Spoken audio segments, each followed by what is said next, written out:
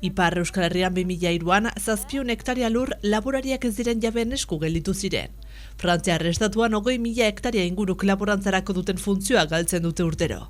Hain zuzen laborantza lurrak babestu eta haien desagerpena saiesteko lege proposamen berri bat aurkeztu du Peio Dufo diputatuak. Aurkezpena egiteko lekua ez da edozein izan, politikariak agerraldi arbonan egin baitu. Badira 4 urte inguru Lurzaindia eta Elbek indarrak batu eta 3 hilabetez laborantza lur batzuk okupatu zituzten bertan, haien salmenta espekulatiboa oztopatzeko. Lege berri horrekin helburua da kasu berdina, dena saltzen da batean, zaferrek eskuratzen du notifikazioa, eta zaferrek badu poderea eskatzea notifikazio ezberdina, etxea eta laborantzaluren artean, eta orduan erosten aditu laborantzalurak trabatua izan gabe. Jabeak prozedura hori oztopatzeko aukerarik ez luke izango, baina salmenta orokorra bertan bera uzten alko luke. Bakidezake azkenean ez saltzea, baina ez bada saltzen, ez da espekulazionerik gertatzen, eta orduan azken finean atera bide bat da hala ere, eta bai, hori da hala ere gehienetan saldu nahi dutenek saltzen dute, norbait laborari bat hiltzen bada, edo etxe bat saltzekoa bada, ez dakit nik anaiarreben artean barimada eta salduko da. Baina horrek ere presioak apalaraziko ditu eta laborarientzat atera bide hon bat da lur horien laborarientzat egoiteko.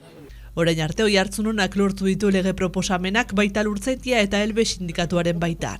Ukanen dugu, ez da irabazia, hori badakigu, realista gira, baina lege proposamen hori esker hala ere arma gehiago badugu eskutan eta borroka hori irabazteko edo borrokatzeko betaren.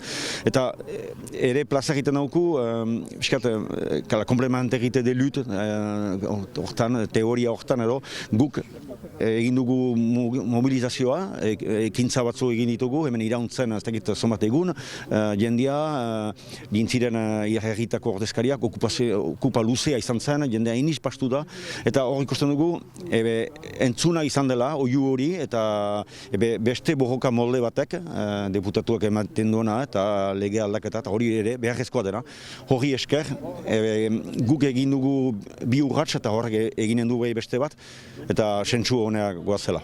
Magiz Kasono Lurtzaindiako lehendakariak ere neurri proposamena txalotu du eta begi ona ez ikusten du erantzun zehatz bat ematen diolako laborantza lurrek bizitzen duten gaur egungo problematikari. Jakin behar da Euskal Herrian 1970ean 8.500 etxalde bazirela, gaur egun ordea 3.800 inguru daude. Jean-Claude Sergent, Zafer laborantza lurrak kudeatzeko egiturako kidearen hitzetan, lege proposamen honek nahiz eta ez duen arazo guztia konponduko aintzinamendu bat irudikatzen du.